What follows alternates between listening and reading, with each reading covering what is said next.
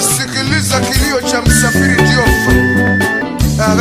Umoja naimba, umoja nasema, umoja naimba Afrika. Tuwena amani. Wakati huu wa kuongezeka kwa ukosefu wa usalama katika ukanda wa maziwa makuu, habari za uongo zinachukua nafasi kubwa sana ya kuharibu mshikamano kati ya jamii, na habari hizo zinapeperushwa haswa kwenye mitandao ya kijamii.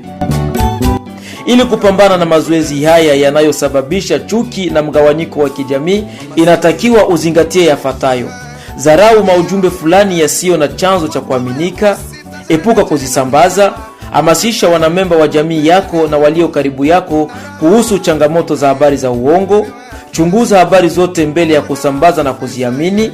Unapashwa pia kudiversifie vyanzo vya habari, kuonyesha ukweli kabla ya kushiriki, na pia elekeza wengine habari ya kupotosha. Na wewe, ni njia gani unazotumia ili kuepuka habari za uongo? Toa maoni yako kwenda namba 0814667014, ikiwa pia ni namba ya WhatsApp.